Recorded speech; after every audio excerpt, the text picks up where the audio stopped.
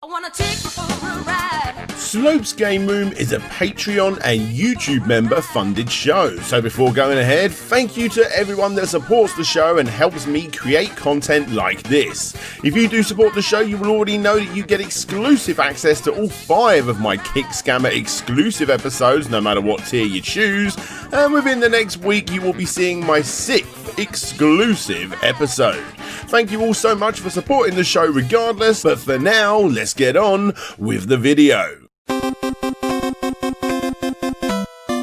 When video games get localized into different regions, the results can sometimes be, well, not all that great. Easily one of the most obvious examples of this was when the legendary Super Mario Bros. Sequel, aka Super Mario Bros. 2 in Japan, was thought to be too hard for us stupid Westerners, and therefore we also got Super Mario Bros. 2.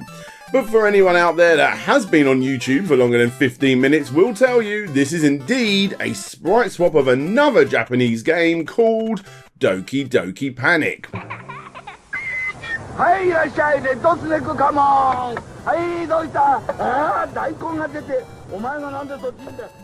This of course resulted in Japan getting a port of another sprite swapped game, calling it Super Mario USA, and everyone around the world then getting Super Mario Advance plus about another 15 other ports. In short, localization is a... But of course, this is easily the most common one, because you've also got Hitler no Fukatsu, which got changed to simply Bionic Commando when brought stateside, and it has heavy censorship with its neo-Nazi theme. Although the whole head explosion thing did somehow still make it in there. But again, this did strangely flip around its censorship in the Western-made Rearmed game by removing the all-important head explosion from its Japanese release. These kinds of sprite swaps and changes to please the local marketing company of that particular region have been going on since the early days, and they obviously do this so that these particular games work better in whatever region they're coming out in. However, today I plan to tell you all the story of a Western-made game that should have sold well enough, yet because of the terrible marketing it actually ended up becoming the rarest Mega Drive game to ever be released in Japan. In fact, many people believe that the publisher simply didn't care if Japanese gamers even bought it. And you know what? I believe them. This overly obscure release is so unheard of that quite a few collectors for the system don't even realise that it exists. Until now, of course. Hi everybody, I'm DJ Slope, aka Daniel Wibberton from Slope's Game Room, and this is the SEGA game that they didn't want you to buy.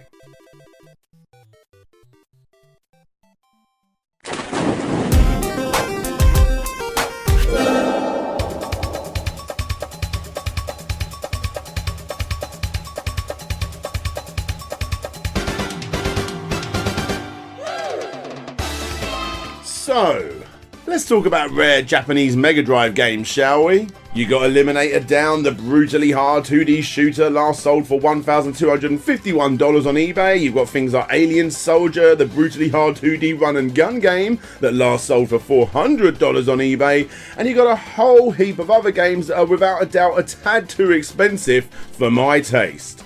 Now I know what you're thinking, Tetris for the Mega Drive, right?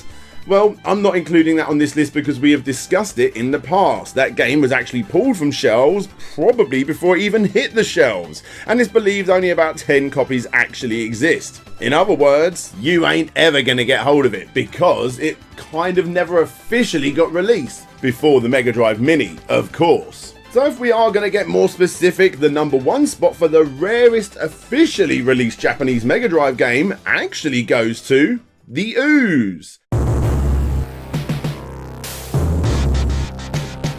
In the game, you play as a scientist who has discovered an evil organisation plan to release a virus onto the world in order to get rich, as they also have the only surefire antidote to the man-made virus. Because of this, when discovered, the Doctor is killed in a vat of dip, but somehow comes back as the Ooze, which is a weird gloop of discharge gliding around these open world-like levels, attacking the laboratory's henchmen, and attempting to collect all 50 helices needed to hopefully return back to his normal form, and of course, save the world.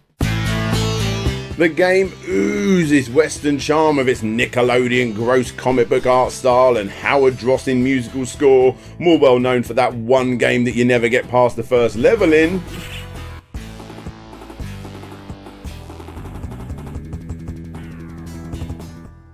SEGA had high hopes for this first party game, so much so that it actually was originally going to be putting it as a pack-in title with the SEGA Nomad. For whatever reason, this didn't go ahead, and what we ended up getting was a perfect representation of 1995 SEGA being SEGA. Sorry. The problem was, as unique as this game was, it didn't exactly do all that well, and the reviews were not exactly all that kind to it either. In fact, it's only really got the praise that it does deserve in later years, slowly bringing up the price in the States to around about $30 to $40 for a complete in-box copy, and often hitting around about £60 to £70 here in the UK. Surprisingly, even though the game is the rarest officially released Mega Drive title in Japan, it's actually far from the most expensive, going for anywhere around about $300 to $500 for a copy, mostly in private Facebook groups. Because like I said, most people, including collectors in Japan, don't even know that this game actually exists. In an attempt to bring one of the final first-party games for the system to market in Japan, SEGA decided to market this already niche-looking game to an even smaller niche crowd by changing up the front cover way more than I have ever seen in any other kind of localization branding. Now, what you are probably expecting is, something like this, but nope. And what's even weirder about this is, as far as I can tell, the ROM is completely unchanged. Even the text in the menus are just completely untouched. It's the exact same game. But this is what we got.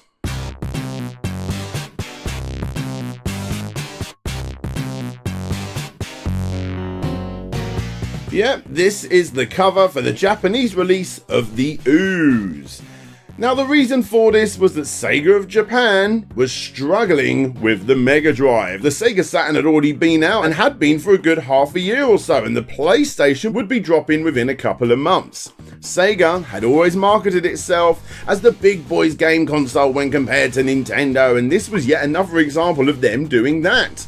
The user base on the system was diminishing, and of that already small group, an even smaller selection of them enjoyed playing games that were made on Western shores. SEGA knew that the game wouldn't sell well anyway, but at the same time they needed to show off that they were still looking after the Mega Drive market. Very few copies of this game were ever made in the first place, to keep the costs down, and even if you were still a self-proclaimed Mega Drive ambassador towards the back end of 1995, it's likely that you didn't even know that this game existed. SEGA decided to make it hard to find, hard to buy, and incredibly cryptic for collectors of the system, and for those in the know, there was no grail holier than the Japanese release of the Ooze on the Mega Drive. Again, besides Tetris on the Mega Drive, of course. Anyway, let's take a look at that cover once again. Straight off the bat, there are a few things worth pointing out. Firstly, this is the name of the game. It's still called the Ooze, that's fine. But then you've got this, and honestly, it doesn't really make any sense whatsoever. The entire front cover is supposed to give off the look of a Japanese newspaper. I personally really like this idea, as it could have been used to give breaking news of the virus that has spread about the world, but that's not what this is. For those that don't know, you read this by going from top to bottom and right to left, but that's still pretty hard to do, as certain kanji characters are actually censored with big black circles. The cryptic cover all ties nicely with the 18 rated certificate that SEGA decided to award this game, further limiting the shops that would actually stock it, as well as the people that can actually buy it. Again, the game itself was exactly the same as the version that came out on Western shores, the same game that got a rating that was suitable for all ages. Now obviously you could argue that this was done to intrigue people, to get them to want to see what it was all about, but the problem was, you can't read it. Thankfully there was a workaround to this, as the back cover is actually a mirror image of the front cover with those kanji characters now added in, but you're gonna need a mirror or something to actually work it out. And for those wondering what this actually says, here's a very rough translation. It's already autumn, and a word that often comes to mind during autumn is mountains. But I don't have money to go to the mountains. But since it's autumn, I want to make some memories. But then again, it would be stupid to go just because it's trendy. Alright then, are you confused? Well, you should be, because what they seem to be promoting here isn't actually the game itself, but instead, the manual. Reversing the cover actually gets even more confusing, as this reversible cover actually has one of the editors of Sega Saturn magazine praising the game as if it's some kind of godlike creation. This work, which was created by infusing the technology and wisdom of Sega of America, can be said to be a warning and prophecy to the modern society. Alright then. As you open up the game's manual, you are greeted to a scantily dressed lady called Nakayama Yuriko, who is here to guide you through the story, controls and tips, but of course, in true Japanese fashion, she's not going to be doing any of that until she's told you her blood type, her height, her birthday, her measurements, life goals, and the status of her relationship. Of course. I started dating Toru Kimura 1 year ago, but I am looking for more. Okay, the rest of the manual reads pretty much as you would expect, but on every page you see Yuriko, and it's done in a way to give off the impression that she's reading this manual to you. The story in the game isn't actually changed up that much at all, the bulk of it is still exactly the same, and as the intro didn't have any text, they didn't have to change this up in the game either. The bulk is still here, but as you get to the end of the manual, you get to read a completely different story between Yuriko and her previously mentioned boyfriend, Toru. The game introduction is finally over. Thanks everyone for reading this far. Enjoy the game slowly. I'm tired. This dialogue between the two is completely nonsensical. It doesn't discuss the game at all, but instead, it continues on with what was said on the front cover. Yuriko's dream of running off to the mountains, making sure that she stays in shape, confirming that she is still in school, and that at one point she sold 2 pairs of knickers to a shop. Okay, so yeah, this was how Sega chose to market the Ooze in Japan, by not showing off what the game was actually like, but instead by giving it a fake 18 rated certificate, by adding cryptic messages on the front and reverse text on the back that have absolutely nothing to do with the game itself, and finally introducing you to a girl and her not so serious relationship in the booklet that again has absolutely nothing to do with the game whatsoever. Sega set this game up to fail when releasing it in Japan. Now, in all fairness, their focus had obviously moved to the 32-bit era of gaming by this point, and the Ooze was simply released for no other reason than just to simply give off the illusion that it's way more exclusive, adult and prestigious than the game actually is. Because let me tell you guys, the Ooze, I mean, it's alright.